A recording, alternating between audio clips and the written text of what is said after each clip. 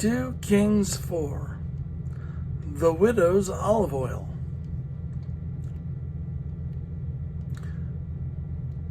The wife of a man from the company of the prophets cried out to Elisha, "Your servant, my husband, is dead, and you know that he revered the Lord. But now his creditor is coming to take my 2 boys as his slaves." Elisha replied to her, "How can I help you? Tell me, what do you have in your house?" "Your servant has nothing there at all," she said, except a small jar of olive oil. Elisha said, "Go around and ask all your neighbors for empty jars. Don't ask for just a few. Then go inside and shut the door behind you and your sons. Pour oil into all the jars, and as each is filled, put it to one side." She left him and shut the door behind her. She left him and shut the door behind her and her sons. They brought the jars to her, and she kept pouring. But when all the jars were full, she said to her son, "Bring me another one." But he replied, "There's not a jar left." Then the oil stopped flowing. She went and told the man of God, and he said, "Go, sell the oil and pay your debts. You and your sons can live on what is left." The Shunammite's son restored to life. One day Elisha went to Shunem. And a well-to-do woman was there who urged him to stay for a meal. So whenever he came by, he stopped there to eat. She said to her husband, "I know that this man who often comes our way is a holy man of God. Let's make a small room on the roof and put in it a bed and a table, a chair and a lamp for him. Then he can stay there whenever he comes to us." One day when Elisha came, he went up to his room and lay down there.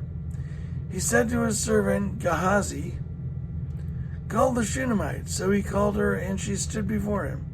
Elisha said to him, "Tell her, you have gone to all this trouble for us. Now what can be done for you? Can we speak on your behalf to the king or the commander of the army?" She replied, "I have a home among my own people." "What can be done for her?" Elisha asked. Gehazi said, "She has no son and her husband is old." Then Elisha said, "Call her." So he called her, and she stood in the doorway. "About this time next year," Elisha said, "you will hold a son in your arms." "No, my lord," she objected. "Please, man of God, don't mislead your servant." But the woman became pregnant, and the next year, about that same time, she gave birth to a son, just as Elisha had told her. The child grew, and one day he went out to his father, who was with the reapers. He said to his father, "My head, my head." His father told the servant, "Carry him to his mother." After the servant had lifted him and carried him to his mother, the boy sat on her lap until noon, and then he died. She went up and laid him on the bed of the man of God, then shut the door and went out. She called her husband and said, "Please send one of the servants and a donkey so I can go to the man of God quickly and return." "Why go to him today?" he asked.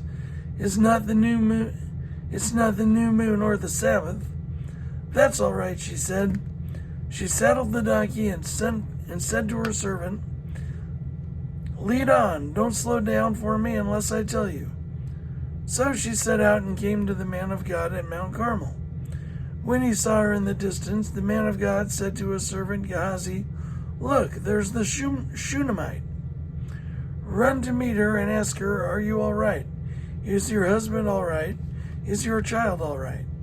"Everything is all right," she said. When she reached the man of God at the mountain, she took hold of his feet. Gehazi came over to push her away, but the man of God said, "Leave her alone. She is in bitter distress, but the Lord has hidden it from me and has not told me why." "Did I ask you for a son, my lord?" she said. "Didn't I tell you, don't raise my hopes? Elisha said to Gehazi, "Tuck your cloak into your belt, take my staff in your hand, and run. Don't greet anyone you meet, and if anyone greets you, do not answer. Lay my staff on the boy's face." But the child's mother said, "As surely as the Lord lives and as you live, I will not leave you." So he got up and followed her. Gehazi went on ahead and laid the staff on the boy's face, but there was no sound or response. So Gehazi went back to meet Elisha and told him, "The boy is not awakened." When Elisha reached the house, there was the boy lying dead on his couch. He went in, shut the door on the two of them, and prayed to the Lord. Then he got on the bed and lay on the boy, mouth to mouth, eyes to eyes, hands to hands, and he stretched himself out on him. The boy's body grew warm. Elisha turned away and walked back and forth in the room, and then got on the bed and stretched out in him once more. The boy sneezed 7 times and opened his eyes. Elisha summoned Gehazi and said, "Call the Shunammite." And he did. When she came, he said, "Take your son." She came in, fell at his feet, and bowed to the ground. Then she took her son and went out. Death in the pot. Death in the pot. Elisha returned to Gilgal, and there was a famine in that region. While the company of the prophets was meeting with him, he said to his servant, "Put on the large pot and cook some stew for these prophets."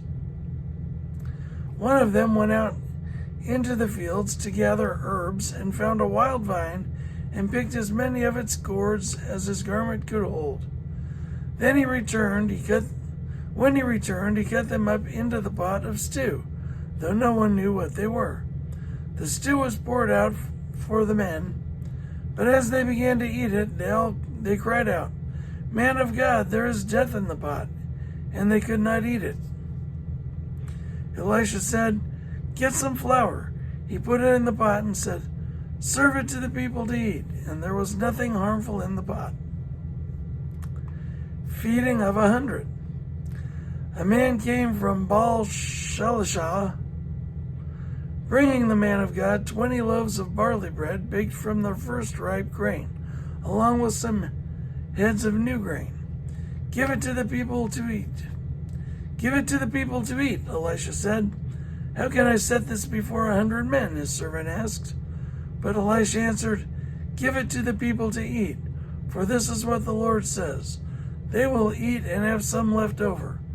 Then he set it out before them, and they ate and had some left over, according to the word of the Lord.